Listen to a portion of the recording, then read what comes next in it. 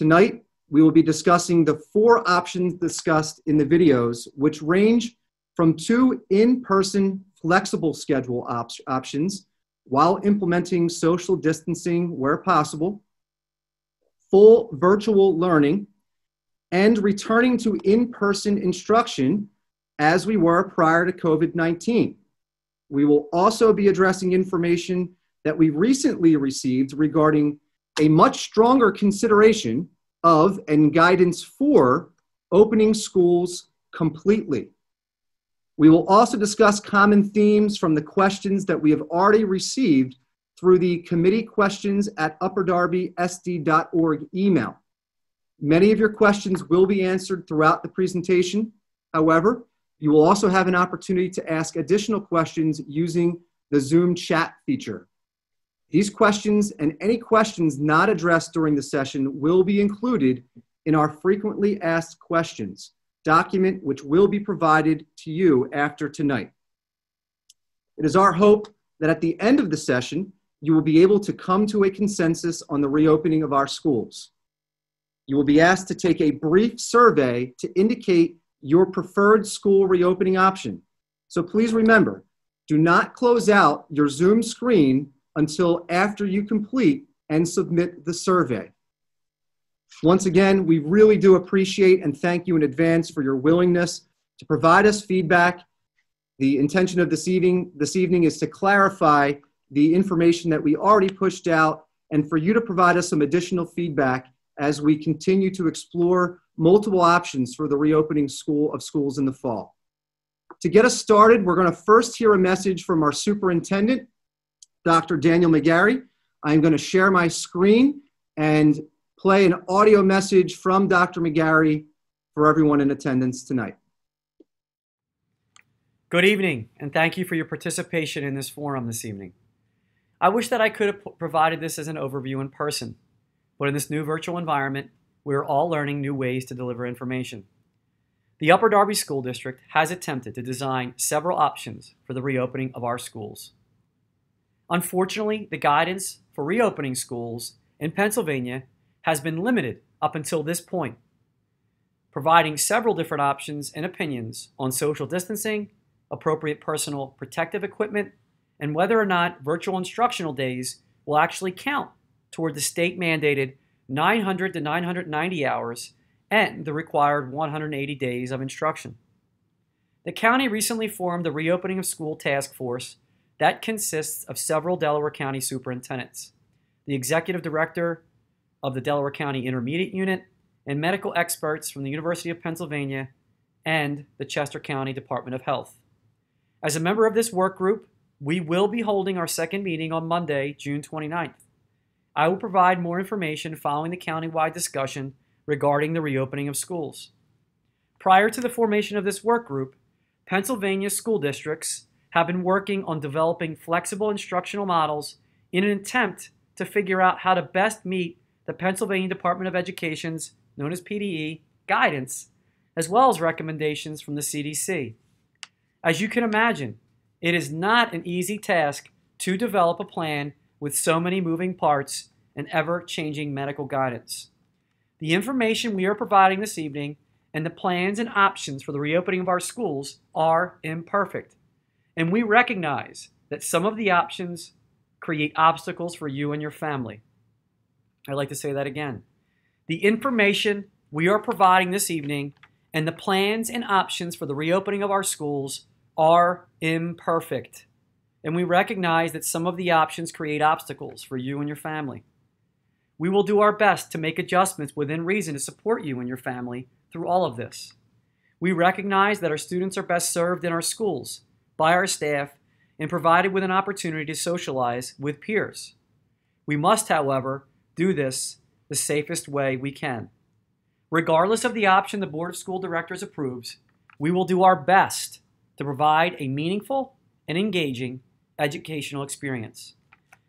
Our options for implementing social distancing and attempting to meet Pennsylvania Department of Education and CDC guidelines required us to shift boundary lines for some communities at the elementary and middle school level because of a lack of space and a lack of personnel for some of our schools. We have designed options that provide for flexible instruction with social distancing to the maximum extent possible. We're also considering options for a return to full in-person instruction, asking parents and families to promote proper hygiene, hand washing, and keeping students home from school when sick.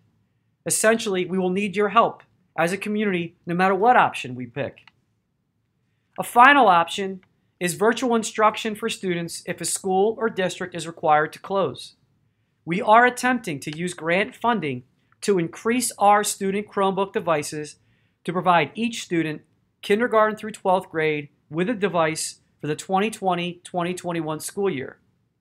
If we are to move to virtual instruction only, the academic program we provide would be substantially different than the academic program we provided during the mandated closure.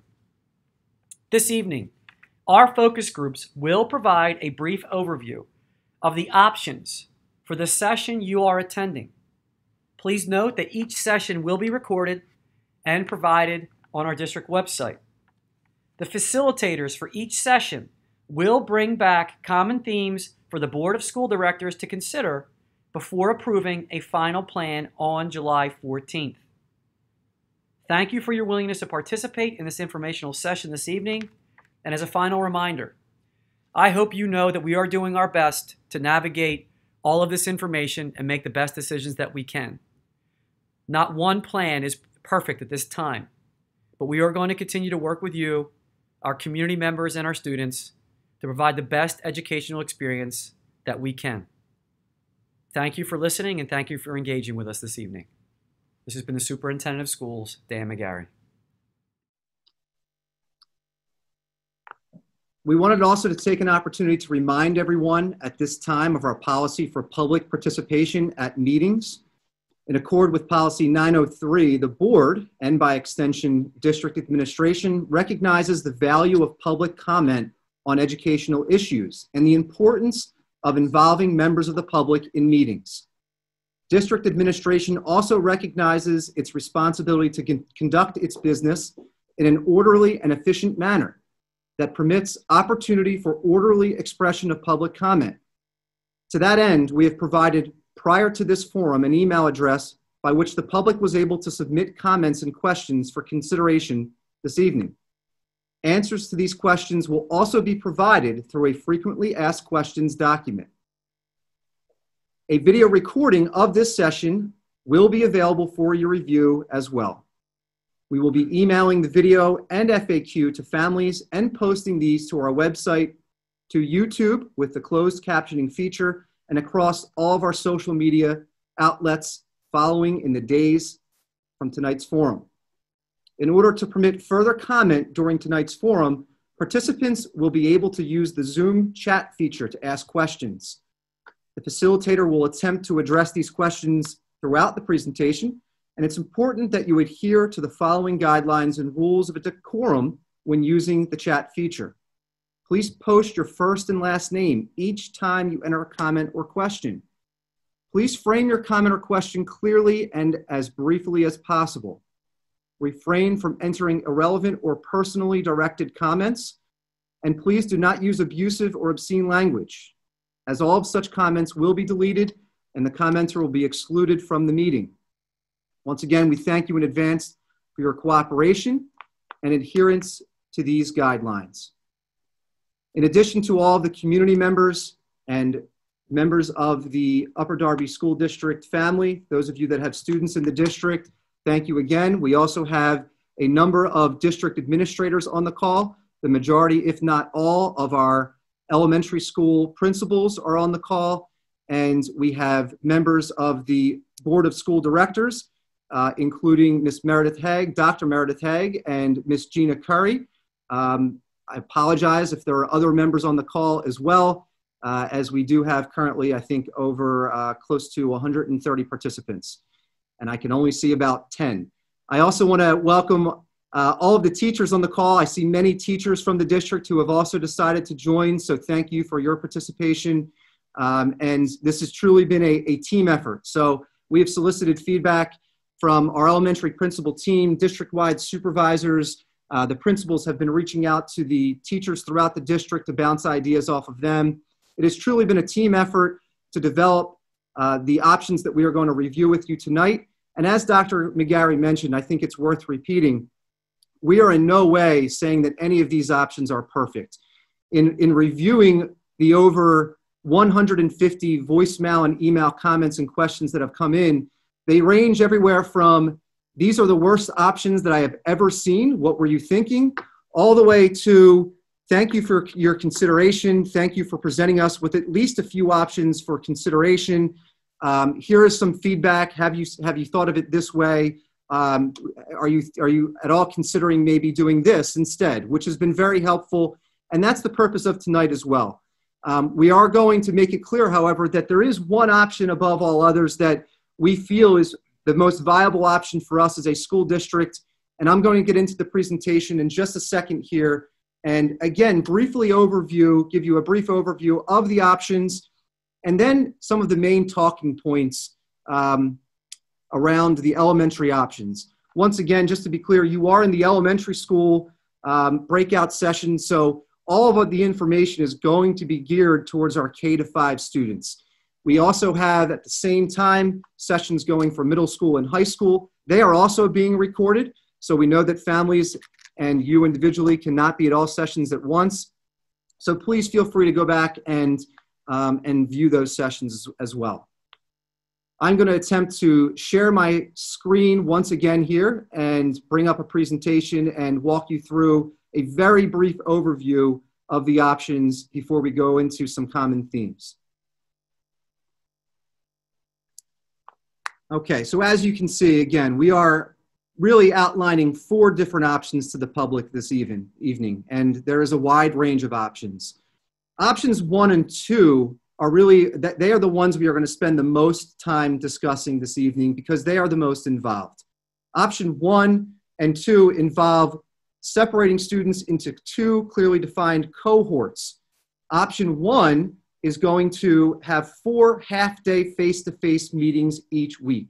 So we would have an AM session for cohort 1, which would meet from approximately 8:30 to 11:30, and a PM session, cohort 2, that would meet from 12:30 to 3:30.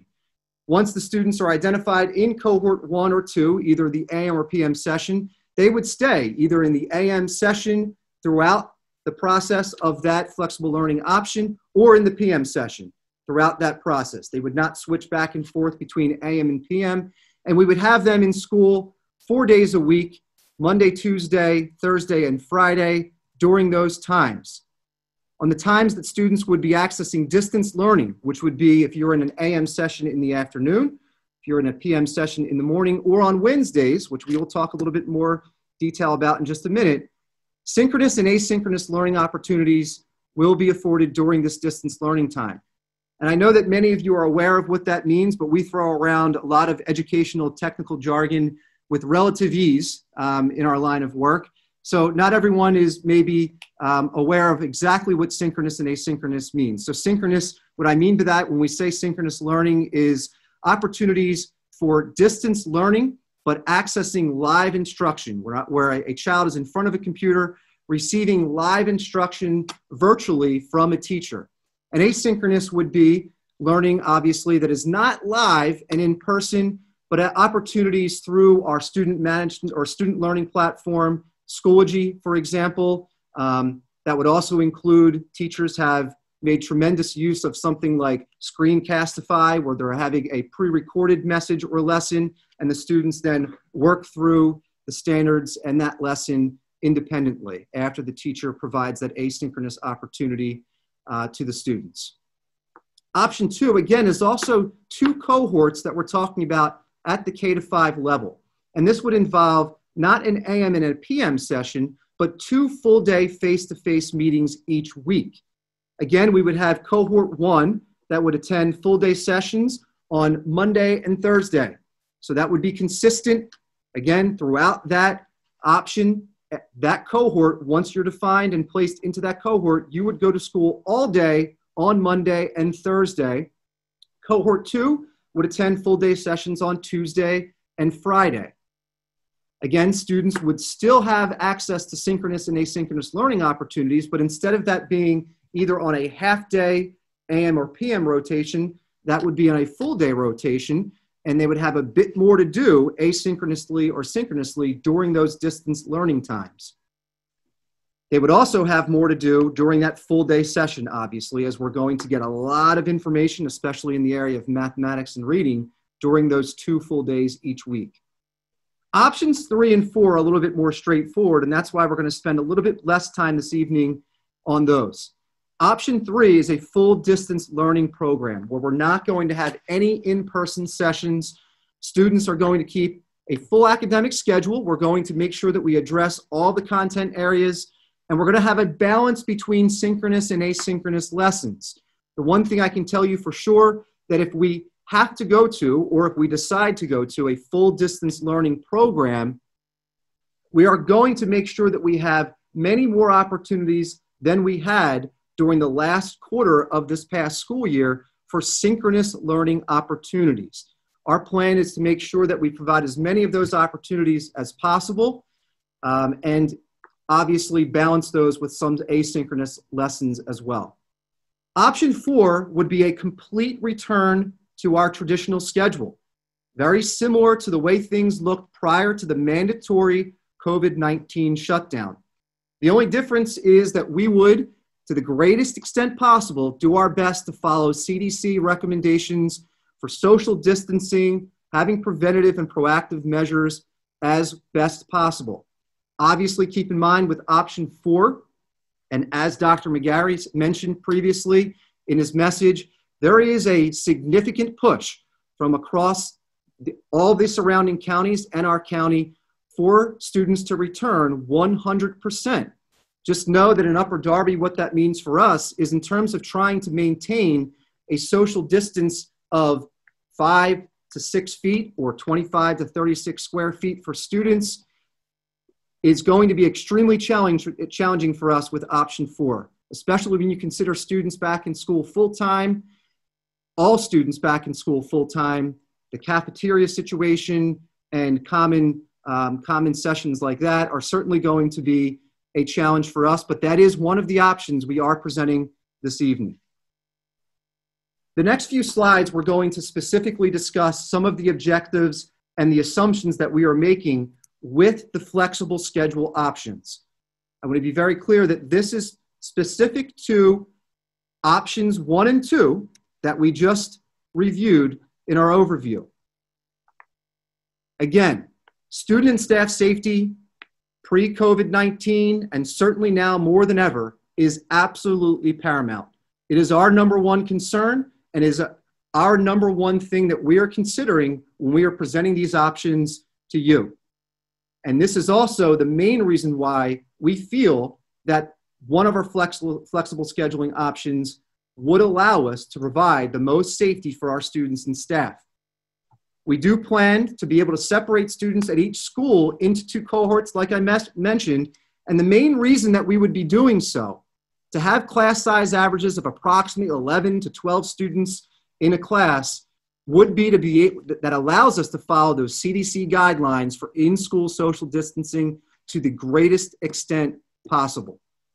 It also allows us an opportunity to provide daily deep cleaning of all schools and buses. There was some questions in the FAQ document that was coming through already about the cleaning of schools. It is our intention to provide daily deep cleaning of all schools and the buses. We will also maximize and create equitable in-person instructional opportunities for all K-5 students. This is a very important point. The flexible scheduling options allow us to do just that. And we're going to touch on the amount of instruction that students would get in each of those options. Another important point, and one of our goals in developing this, is to make sure that we keep all elementary families on the same cohort cycle.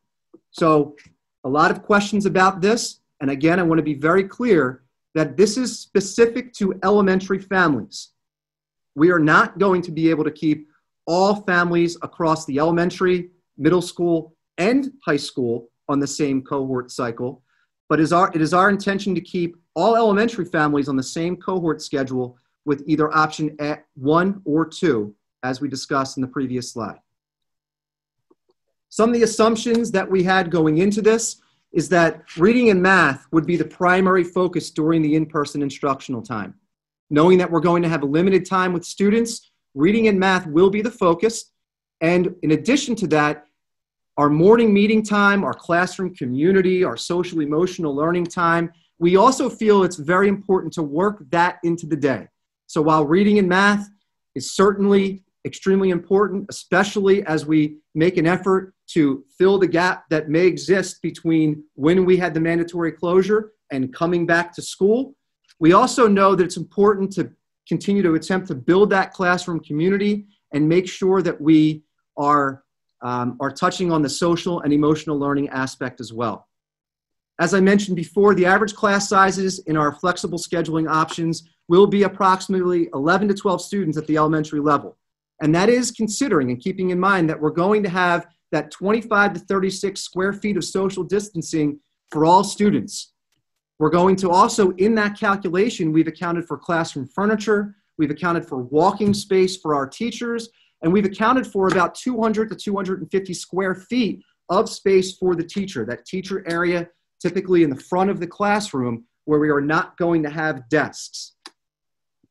An important point, Dr. McGarry mentioned the changing of catchment areas at the elementary level. I want to be very clear about what he means.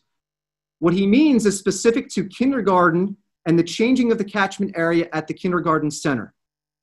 In an effort to, and as you have seen in the options that we've described in the video, kindergarten is going to stay as a half-day program.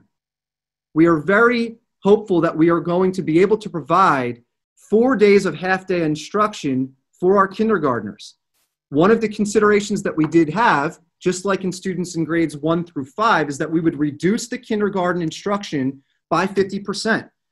So students would not get full days of instruction. Our kindergarten program is already half-day. So to go down to a half-day program every other day for our kindergartners, we just didn't feel would be best for our youngest students. So our efforts are to change some of the catchment areas for the kindergarten center. And because we are going to half-day programming with smaller class sizes and freeing up some space at some of our elementary schools, we are going to be able to offer kindergarten programming at Garrettford, Aronimink, and 4 sections of Stonehurst. So these buildings would become K-5 programs, with Stonehurst being the only exception of those 3. They're going to have 4 sections because that's the best we could fit at Stonehurst Hills. So the students in the closest proximity to Stonehurst that are kindergartners would attend Stonehurst Hills, and then other students, for I believe it's 2 additional sections, would attend the kindergarten center.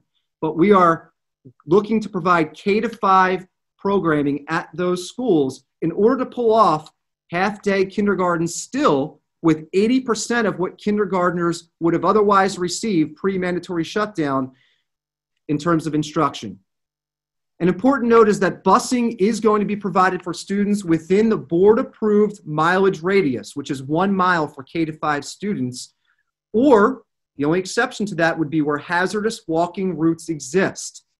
We did identify through an audit of our transportation that we do have a number of students who are outside of the 1 mile radius for K-5 students, and hazardous walking routes do not exist, but they are still receiving transportation. So in an effort to be able to transport students at a modified schedule option, there will be some students who otherwise received busing that are not going to receive busing under this model. Some other assumptions include that time during the school week where students are not physically present will be distance learning time. Specifically, special subject areas will not be taught during the AM, PM, or 2 full day a week model at the elementary level. Those special subject classes will be taught by special subject teachers synchronously. Remember, that means with the teacher live sessions during the AM or PM, depending on which session your child is in. Additionally, those sessions will be recorded. So if your kindergartner or if your first or second grader perhaps is not able to access those sessions, they will be able to access them because they will be recorded. Science, and I neglected to, I did include social studies. I'm sure Ms. Kania would have really been upset with me if I didn't, as she's our supervisor in that area. So science and social studies will be provided virtually in an asynchronous fashion. We already touched on this, but once again, that instructional time is going to vary from approximately 40% in grades 1 through 5 to 80% for kindergarten of our normal schedule. Our autistic support, life skills, and multidisability programs for the elementary students in grades 1 through 5 will be 4 full days, Monday, Tuesday, Thursday, and Friday. And we are going to be providing a bagged breakfast and lunch for all students. What that will look like is if I'm in an AM session and I'm a first grader, I will come into school, I will get my breakfast, I will go directly up to my classroom. There will be time for students to eat breakfast in the classroom. I will leave at approximately 11:30 and receive my lunch on my way out of the door. If I'm a PM student, I will come in, I will get my lunch, same situation, go up into my classroom and eat my lunch. And when I leave, I will get my breakfast for the next day. So bagged breakfast and lunch will be provided for all students. And we will be providing an opportunity for a grab and go during Wednesday when students are not in session. So some of the themes from the community questions that we have received. There have been a lot of questions in email and voicemail form about personal protective equipment, PPE, and cleaning. So I'm going to make an effort to try to clear up some of those concerns and questions that some of you may have had.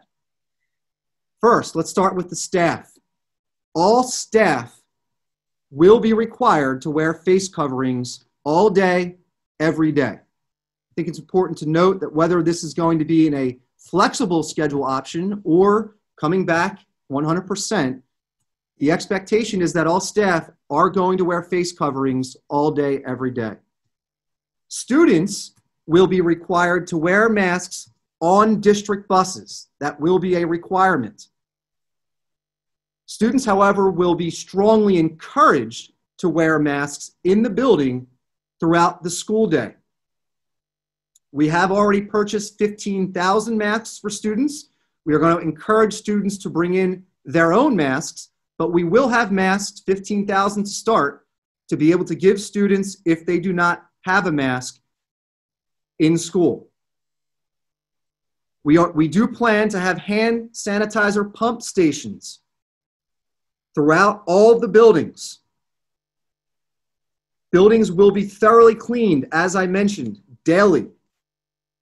There will be signage throughout the buildings promoting proper hygiene and daily reminders, especially at the K-5 level, to educate the elementary age students on proper hand washing techniques and general hygiene as an educational opportunity and reminder for our K-5 students daily.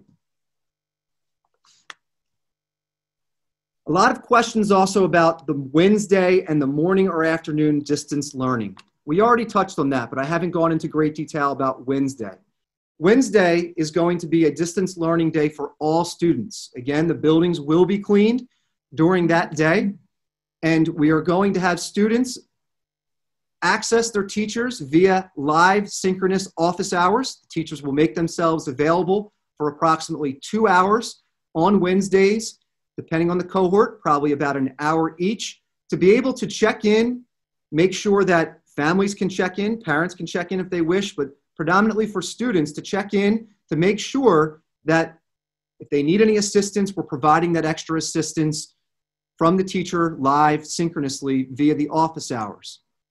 Students are also going to, during those days, again, make sure that they are catching up on the special subject areas. If they didn't have a chance to log in live during a morning or afternoon session on Monday, Tuesday, Thursday, or Friday, they can go back and still participate in those previously recorded sessions. It also will give students an opportunity to make sure that they're caught up on their social studies or science work, accessing those asynchronous lessons.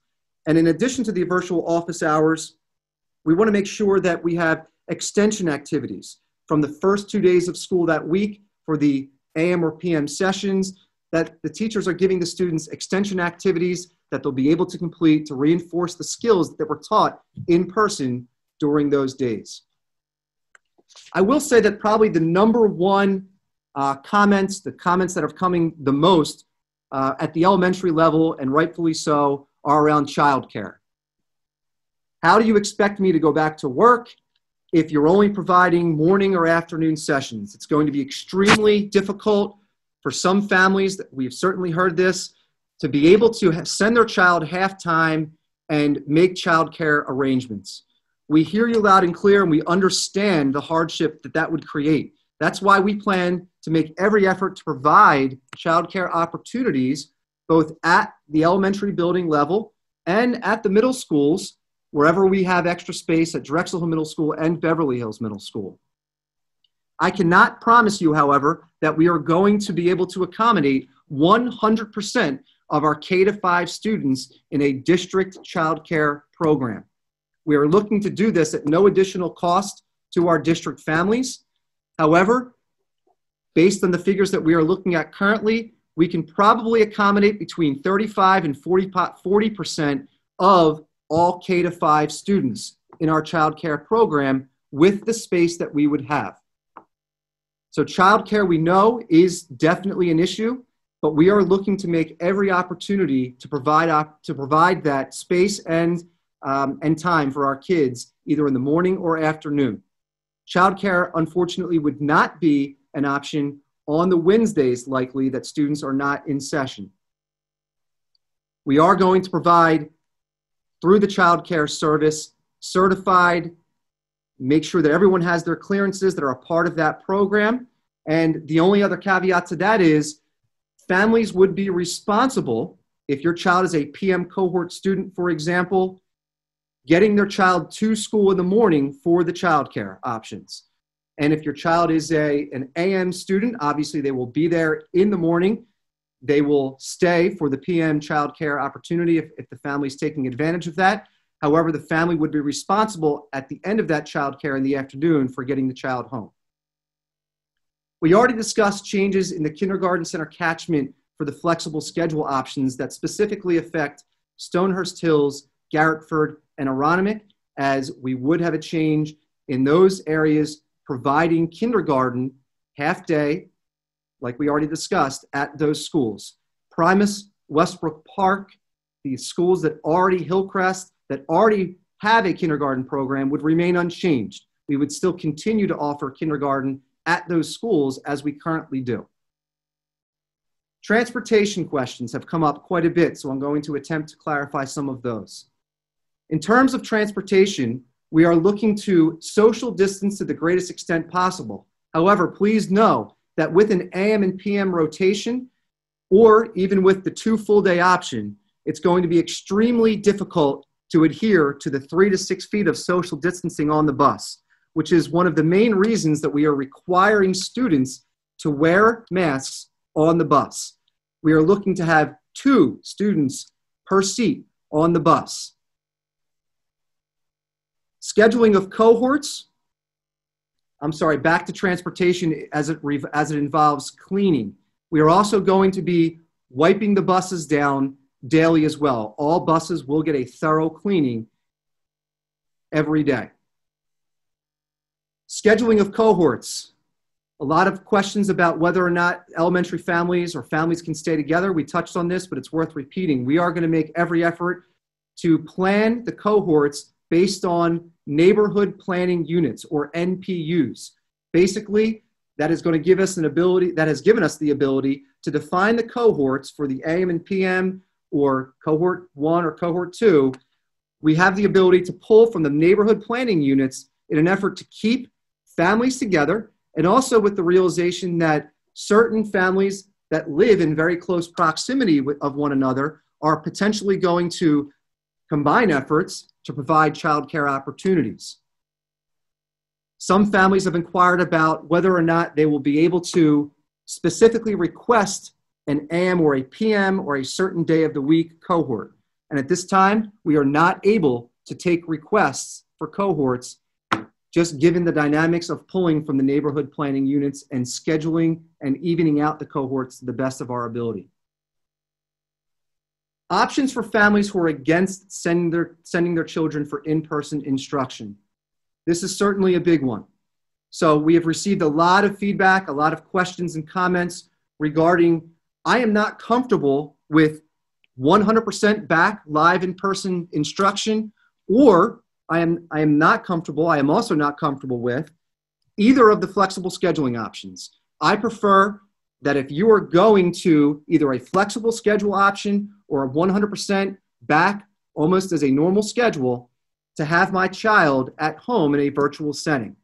We are prepared to provide opportunities for students and families to be able to access virtual instruction if they are not comfortable with either the flexible schedule options or going back 100% in person. This can either be through asynchronously through our student learning management system, Schoology, or through potentially our cyber program. But we are going to be able to provide options, and we are exploring different opportunities to be able to address that situation for families who wish not to send their child to school if we are opening up in person in any capacity. I did my very best to get through that as quickly as I could in an effort to be able to address as many questions as possible. In the background here, we have some co-facilitators with me who have been trying their best to keep an eye on the chat. I appreciate the feedback and everyone's comments as they have been coming in. And I appreciate Mr. Marshallek and Mr. Rogers being here to assist. One of the questions that came up is, if we are going back in a hybrid way, what will be the expectation for educators? Will they be cohorted as the kids are, or will they be expected to do double work during the school day? This is an excellent question, and I'm sure that many of the Upper Darby educators on the call are curious to know if they're just, working twice as hard with twice the load with all the same other conditions. So very good question. So really what it comes down to is the teachers are going to be teaching. If I'm a second grade teacher, and let's say I teach at Hillcrest Elementary School, I'm going to be teaching all day. I'm going to be teaching, for example, let's go to a flexible schedule option for the AM and PM model. I would be teaching the morning session. I would be teaching half the amount of kids that I would typically be seeing. So I would have, let's say, 24 students total. I would teach half of those students in the morning, and I would teach half of those students in the afternoon. And I would basically be planning one lesson for that day, or multiple lessons in reading and mathematics, and I would be delivering that lesson twice, essentially. So the teachers, we do not have the option of having a group of teachers in one cohort who would be all virtual teachers, and a group of teachers that would be all live in-person teachers. That simply wouldn't work. So the teachers are going to be responsible, yes, for that live in-person instruction. Our specials teachers would be the exception to that rule at the elementary level. They would be providing that synchronous learning opportunities virtually and would not be interacting with the students live in person. And that would be the only exception to that. So we would not be asking the teachers to do double the amount of work. However, they would have to make sure that they're monitoring the asynchronous work that is being done in science and social studies. But our plan is, if we decide on one of these flexible scheduling options, to make sure that we plan and prepare that as best we can over the summer months, so it's really developed and a turnkey operation for the teachers and the families as we start the school year next year. There are questions about our cyber program. We did just address that, and we do have a cyber program, and that is one of the options we are considering for families who are not comfortable, regardless of an in-person option, if that's the direction that we go.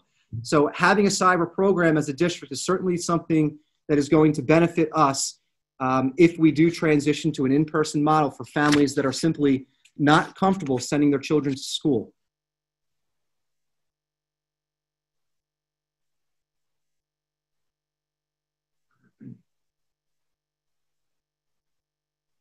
Can you scroll down, please?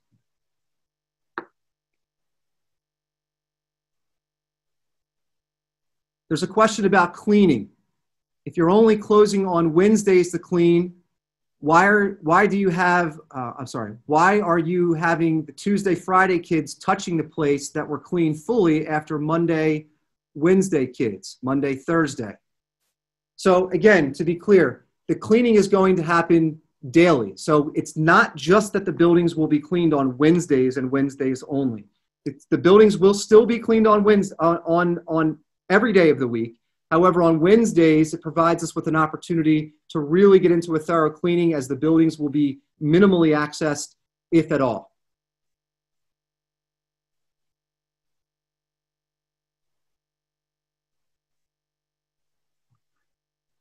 Again, childcare would be provided by the district. So this would not be a cost to the community. But again, I want to make clear that we are not, and if everyone took us up on the opportunity for childcare, we would not be able to provide 100% opportunity across the board. The next logical question will be, well, how are you going to decide who you're going to choose for the childcare opportunity? To be honest, we don't have a definitive answer on that. A part of the thought is we could potentially offer it first and foremost to our youngest students, maybe K1 and 2, or we could have it on a first come, first served basis. But right now, we're looking at a maximum capacity, best case scenario with the child care possibility of about 35 to 40%. There's an important point here. There's a question about being able to maybe phase things back. So to be clear, once we decide to go with either either one of the flexible schedule options, we are not going to be able to, let's say if there is a vaccination and things take a positive turn, we would not to be able to hit the button and flip the switch and then just automatically go back to a normal schedule.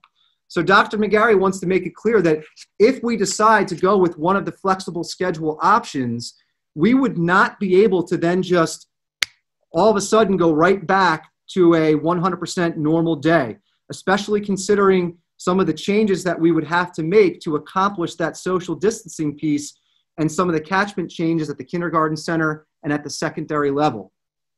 It is important, however, to mention that there is a chance that if we go back, whether it's in a flexible day or a full day, and hopefully this wouldn't happen, but if we have a mandatory shutdown similar to the way that we did in the spring, we could go back that way. So we could go back to more of a virtual setting if we had to, if the governor came out and said that that was something that we were required to do. That certainly would be an option.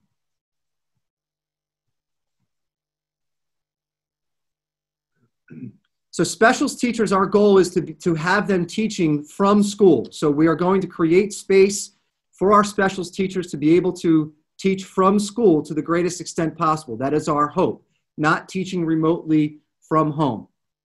We do know the importance of art, music, and PE, obviously. We are certainly well aware of that.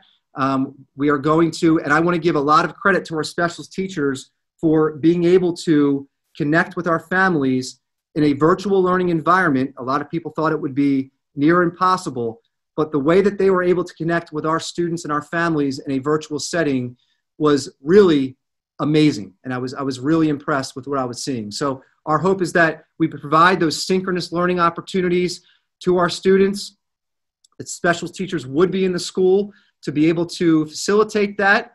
That's the way that it would look with the hybrid options.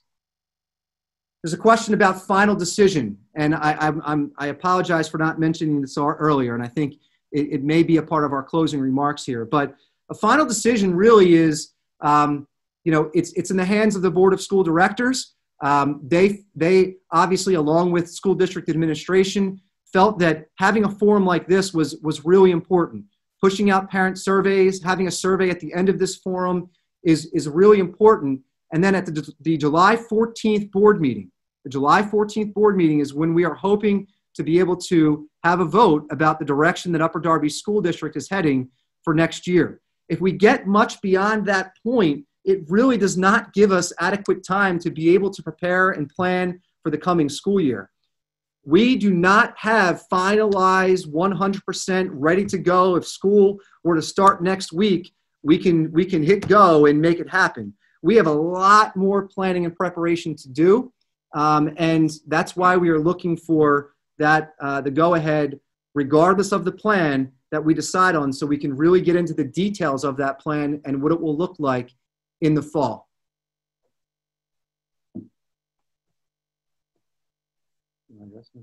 Yeah. We have a number of special education questions, so I'm going to allow one of my co-facilitators to jump in, Mr. Marshallak, to address some of these.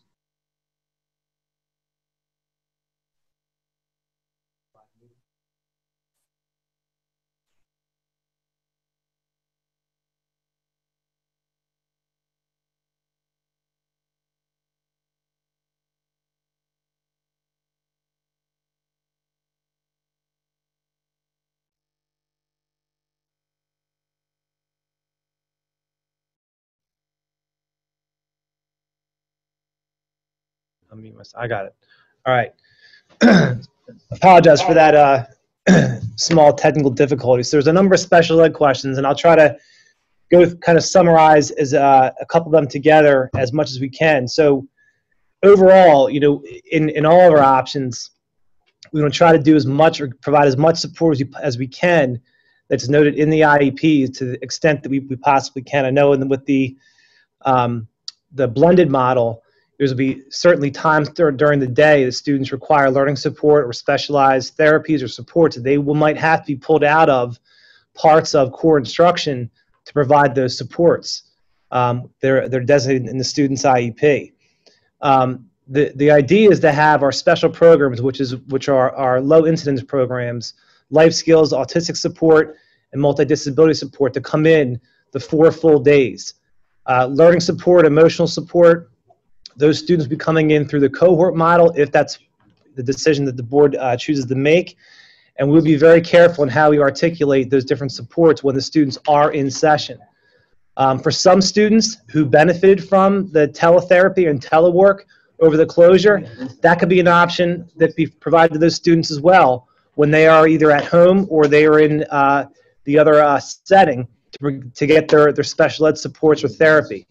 So a lot of the logistical parts of figuring out special education are going to be based upon what decision is made at the July 14th meeting, and also sitting down and kind of fine-tuning students' IEPs. In some cases, there may be a decision with parents. Of course, with all parents, will be decided upon what those supports will look like in any other option other than a full-time back-in-school option. If it's virtual, if it's cohort or part of the day, we're going to have conversations with parents to get them involved in what the supports will look like.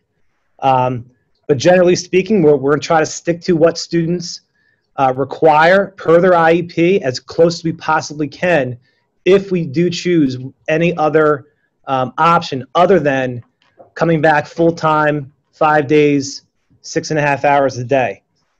And a lot of our students, there's one question here that students who were being pulled out normally during the school year, we're still going to provide that type of support. So if there was a student who had learning support and was pulled by a special ed teacher for 20, 30 minutes for a reading need or a reading level, that's still going to continue next school year. But also keeping in mind, in that cohort model, we're talking about classroom sizes of close to 8 to 12 kids in the general ed environment as it is.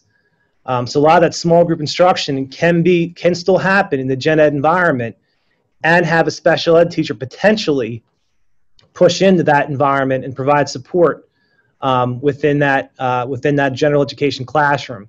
Still getting support by a special ed professional, but they'll be included in the general education environment. But again, those are conversations we'll have to have with parents to see what makes the most sense with their children when that time comes around next school year. Masks, for certain, parts of our population are going to be, concerned. Them will, again, part of the instruction and part of the CDC guidelines and the Department of Education's guidelines to teach students, all students, how to, use a mask, good hygiene, hand washing, the importance of wearing a mask. We'll be providing a lot of our teachers who work in those special programs, and some of our therapists, providing them with masks and also shields, because a lot of times the students are going to be, getting close to the teachers for certain types of assessments or supports. Another question came up about evaluations. Any evaluation that was on hold due to the COVID-19 closures will resume once the school year reopens and we're back in-person instruction. So when the students are in school, the psychologists or whoever's conducting those assessments will continue with that once school resumes, and then have an IEP meeting after that at that time. But again, it's hard to pin down special education and really give one broad answer or a black and white answer, because it's not like that. We have set the assurances. What we want to do is provide the supports to our kid. We're mandated by federal and state laws that we're going to do as much as we possibly can to make it work with our teachers and staff, who I know work extremely hard to help support all of our kids, and especially our students with special needs.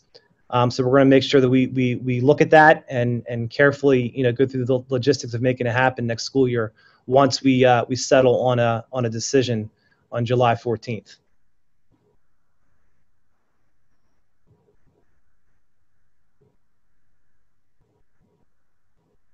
And just one question that came into, which I don't think was part of the list, but I'll address it now. It's a good question for inclusion. And again, I see a couple names on the list who are part of the special ed plan. And inclusion is one of our assurances for special education in the Commonwealth of Pennsylvania and in the United States. So while those science and social studies might be asynchronous for a lot of our kids, or for all of our kids, if we were in a blended model, we'll be looking for other opportunities during the day when our life skills or our students in special programs are to be included. That's not something that we are going to be willing to give up. We'll be finding opportunities for that to happen during the school day, whether it's checking in with the synchronous special instruction, joining morning meetings, classes like they normally would, or maybe being included in other academic areas during the school day where it's appropriate for our students who are in our low incidence programs to be included. But we will not be giving up that core assurance to include our special education students in the general education population.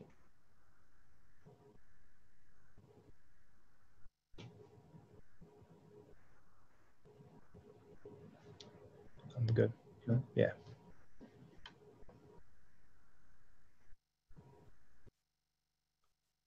Okay. Thank you, Mr. Marshallek. A couple points of clarification. Going back to the Wednesdays and the educator piece. I know, again, we have a lot of educators on the call. When are they creating that asynchronous material? Wednesdays, in addition, I discussed what the students would be doing during that Wednesday time, but Wednesdays, in addition to holding office hours, we're going to have that time devoted also to professional development for teachers, and they're also going to have prep and planning time during that Wednesday. So the Wednesday is not simply a day off for our teachers by any stretch. They're going to be extremely busy planning and preparing for that asynchronous piece and processing through that. So Wednesdays would be, that's the way that the day would break down on Wednesdays. In addition to that, there's a point of clarification about the busing. To be clear that there are some students that are within the 1 mile radius that are still bused, even without hazardous routes. I just want to make sure that we are clear on that. I have some closing comments that I want to make here and make sure that we have our closing remarks. And I want to once again, first of all, I want to thank everyone. I know with over 130 or so participants, it's a large group. So we appreciate you being here and listening. We know it's a lot of information to digest. I saw someone on the chat say, "Great, now I have a headache." I apologize, but we're just trying to give you all the information as best we can, so we can make an informed decision, and that you can give us input on how we should make this decision. So as a closing, we want to once again thank you for participating in the Pandemic Reopening of Schools Forum. Don't log out just yet. Remember, we have a survey that you're going to take at the end. We've appreciated everyone's encouragement and participation throughout school closure and remote learning over the past 4 months. You've been absolutely amazing Our families, our students, and our teachers deserve a tremendous deal of credit. We also appreciate your willingness to engage with us in this very complicated discussion and your commitment to work with us to try to find the best solution for your children and families as we continue to navigate this pandemic. As you know, the situation is very fluid, and I mean day-to-day fluid. And things can change and happen at any time. We are hopeful, however, that with having these options explored with our community, that we'll be able to be in a better position to adjust to any guidance we may receive from PDE and the CDC. Following the forum, like I said, the district administration will bring this information and plans to the school board for consideration during the July 14th board voting meeting. And at the conclusion, you're going to get a survey. Will be sent to the email you provided when registering for the forum. So I apologize. I assume that it would be coming up, but your survey will be sent to your email that you received in signing up so you can complete it and submit it.